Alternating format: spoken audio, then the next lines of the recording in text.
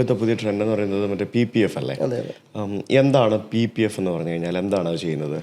PPF എന്ന് പറയുന്നത് ഒരു പെയിൻ പ്രൊട്ടക്ഷൻ ഫിലിം എന്ന് പറയും. അതായത് ഫിലിമാണോ? അതായത് സിമ്പിളായിട്ട് പറഞ്ഞാൽ നമ്മളിപ്പോൾ നമ്മുടെ മൊബൈലിലെ സ്ക്രീൻ ഗാർഡ് ഒട്ടിക്കൂലേ, അതുപോലെ വണ്ടിയുടെ പെയിന്റിന്റെ മുകളിൽ ഒട്ടിക്കുന്ന ഒരു പരിപാടിയാണ്. ഒരു സംഭവം ഒട്ടിക്കും നിങ്ങൾ, ഒരു ഫിലിം ഒട്ടിക്കും? അതെ അതെ.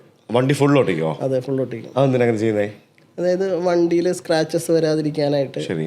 ഒരു കാര്യം ഇത് ഒന്ന് വണ്ടിയിൽ സ്ക്രാച്ചസ് വരാതിരിക്കാൻ കുറച്ചും കൂടി ഒരു എക്സ്ട്രാ പ്രൊട്ടക്ഷൻ എന്നുള്ള രീതിയിലാണ് നമ്മൾ ചെയ്യുന്നത്. അതായത് സെറാമിക്കിൻ്റെ ഒരു അപ്ഗ്രേഡഡ് വേർഷൻ. സെറാമിക്കിൽ സ്ക്രാച്ചസ് വരുമായിരുന്നു, ഇതാവുമ്പോൾ നമുക്ക് പെയിന്റിലോട്ട് സ്ക്രാച്ച് ആവില്ല.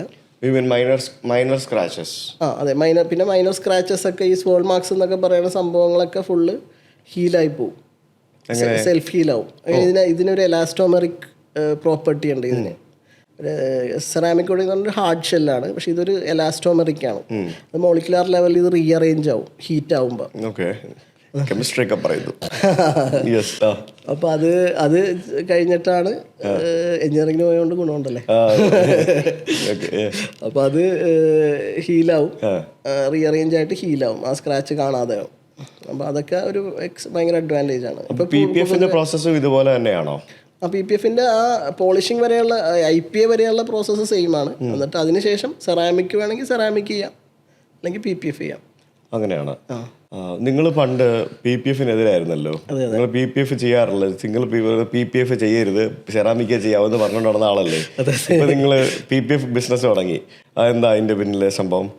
അതായത് വേറൊന്നുമല്ല, കാര്യം പണ്ടെന്ന് വെച്ച് കഴിഞ്ഞാൽ PPF എന്ന് പറഞ്ഞൊരു അഫോർഡബിൾ ആയിട്ടുള്ളൊരു സംഭവമല്ല. ലോജിക്കലി എനിക്ക് കണക്ട് ചെയ്യാൻ പറ്റാത്തൊരു കാര്യമാണ്. കാരണം 2 ലക്ഷം രൂപ എന്നൊക്കെ പറയുമ്പം ഒരിക്കലും നമുക്കൊരു കസ്റ്റമറുടെ ഒക്കെ ഒരു വയബിൾ സൊല്യൂഷനായിട്ട് പറയാൻ പറ്റില്ലായിരുന്നു. പക്ഷെ ഇന്ന് അങ്ങനെയല്ല. PPF ഞങ്ങൾ കൊടുക്കുന്നത് ഭയങ്കര അഫോർഡബിൾ റേറ്റ്സിലാണ്. 85,000 രൂപയ്ക്ക് വേണമെങ്കിൽ സുജിത്തിൻ്റെ വണ്ടി നമുക്ക് PPF ചെയ്യാം. അപ്പോൾ അതൊരു അഫോർഡബിൾ റേറ്റ് ആയിട്ടാണ് എനിക്ക് തോന്നുന്നത്. കാരണം 5 വർഷത്തേക്ക് പക്ക സെക്യൂർഡായിട്ട് വണ്ടി കൊണ്ടുനടക്കാം, പിന്നെ വണ്ടിയിലോട്ട് സ്ക്രാച്ച് ആവില്ല. അത് കൂടാതെ ഞങ്ങളിപ്പോൾ അതും കൂടി പിന്നെയും എക്സ്റ്റെൻഡ് ചെയ്ത് ഞങ്ങൾ ചെയ്യണത് എന്താണെന്ന് വെച്ചാൽ PPF പ്രൊട്ടക്ഷൻ പ്ലാൻ ഉണ്ട്, ഒരു ഇൻഷുറൻസ് കൺസെപ്റ്റ്. അതായത് നമ്മളിപ്പോൾ ഒരു സ്ക്രാച്ചായി PPF കീറിപ്പോയി, നമ്മൾ ഫ്രീ ആയിട്ട് റീപ്ലേസ് ചെയ്ത് കൊടുക്കും. അപ്പോൾ അതൊക്കെ വെച്ച് നോക്കുമ്പോൾ PPF നല്ലൊരു സംഭവം. അതുകൊണ്ട് ഞങ്ങളിപ്പോൾ PPF പ്രൊമോട്ട് ചെയ്യുന്നു. ഓക്കെ. അത് ഈ സെറാമിക് കോട്ടിങ് ചെയ്യുമ്പോഴും ഇല്ലേ, ഇപ്പോൾ വണ്ടി എന്തെങ്കിലും ഡാമേജ് ആയി, എനിക്ക് എന്തെങ്കിലും ബോഡി വർക്ക് ഉണ്ടായിരുന്നെങ്കിൽ അവിടെ ഈ പറഞ്ഞ പോലെ ചെയ്തു തരുമോ? ഇത് സെറാമിക് കോട്ടിങ് പോകില്ലേ, അപ്പോൾ അവിടെ ചെയ്തു തരുമോ? പിന്നെ ആ ഒരു എക്സ്ട്രാ വർക്ക് ചെയ്തു തരുമോ? ഞങ്ങൾ ചെയ്തു കൊടുക്കാറുണ്ടായിരുന്നു. ഞങ്ങൾ എങ്ങനെയായിരുന്നു വെച്ച് കഴിഞ്ഞാൽ, നമ്മളൊരു പാക്കേജ് എടുത്തു കഴിഞ്ഞാൽ, ഇപ്പോൾ ഒരു വണ്ടി ആക്സിഡൻ്റ് ആയി കഴിഞ്ഞാൽ ആ പോർഷനിൽ നമ്മൾ റീപെയിൻറ്റ് ചെയ്യുമല്ലോ, അപ്പോൾ ആ പോർഷൻ നമ്മൾ ഫ്രീ ആയിട്ട് ചെയ്ത് കൊടുക്കാറുണ്ടായിരുന്നു.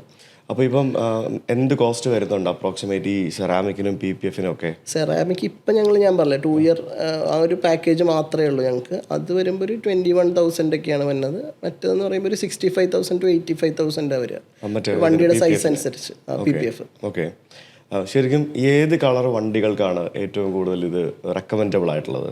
ഡാർക്ക് കളർ കാറാണ്. Dark colours. പൊതുവെ ഞങ്ങൾ വൈറ്റ് കളർ കാറിന് അങ്ങനെ ചെയ്യൽ കുറവാണ്. ഞാനും അതുകൊണ്ടാണ് ഞാൻ ഫോർച്യൂണർ എടുത്തപ്പോഴത്തേക്കും പറഞ്ഞത്. ഞാൻ ഒരു കാര്യം ചോദിച്ചോട്ടെ, ഇതിപ്പോൾ ഇത്രയും പേയ്മെൻറ്റ് കൊടുത്ത് നമ്മൾ സെറാമിക് കോട്ടിങ് ചെയ്യുന്നു, PPF ചെയ്യുന്നു, അപ്പോൾ എന്നാൽ പിന്നെ ഒരു കളർ ഫെയ്ഡ് ആവുകയാണെങ്കിൽ, ഒരു 3-4 വർഷം കഴിഞ്ഞ് കളർ ഫെയ്ഡ് ആവുകയാണെങ്കിൽ അത് വണ്ടി ഫുള്ള് റീപെയിൻറ്റ് ചെയ്യിച്ചാൽ പോരെ? ചേട്ടാ അത് മതി. പക്ഷെ വേറൊരു കാര്യമുണ്ട് അതിനകത്ത്, നമ്മൾ കൊണ്ടുനടക്കുമ്പോൾ വണ്ടി വൃത്തി അതാണ് കൺസെപ്റ്റ്. ചില ഇപ്പം എൻ്റെ വണ്ടി എന്നൊക്കെ പറയുമ്പോൾ ഇപ്പോൾ താഴെ നിങ്ങൾ കണ്ടാൽ അറിയാം, കഴുകിയിട്ടൊരു 2 ആഴ്ച ആയിട്ടുണ്ടാവും. കാരണം ഒന്ന് അരൂര് വരെ പോയിട്ട് വന്നാൽ മതി. നിങ്ങൾക്കറിയാം അവസ്ഥ. ഇടയ്ക്കിടയ്ക്ക് അങ്ങോട്ട് പോകേണ്ടി വരും. ഭാര്യയോട് തുറവൂര, ഞാൻ തുറവൂര് വരെ പോയിട്ട് വന്നാൽ പിന്നെ വണ്ടി കഴുകാതെ എനിക്ക് വേറെ എവിടെയും കൊണ്ടുപോകാൻ പറ്റത്തില്ല. പക്ഷെ ഞാൻ ഡെയിലി പോകുമ്പോൾ ഡെയിലി കൊണ്ട് കഴുകാൻ പറ്റുമോ? അല്ല, പക്ഷെ ഞാൻ സുജിത്തിപ്പോൾ ഒരു ഇമ്പോർട്ടൻ്റ് ആയിട്ടുള്ള ഒരാളെ കാണാൻ പോവുകയാണെങ്കിൽ, അങ്ങനെയൊക്കെയുള്ള സാഹചര്യങ്ങൾ വരുമ്പോൾ ഞാൻ വണ്ടി കഴുകിയിട്ട് കൊണ്ടുപോകും. തീർച്ചയായിട്ടും കാറെന്ന് പറയുന്നത് നമ്മൾ മലയാളികൾ പ്രത്യേകിച്ച് നമ്മുടെ ഒരു സെക്കൻഡ് ഹോം തന്നെയാണ്.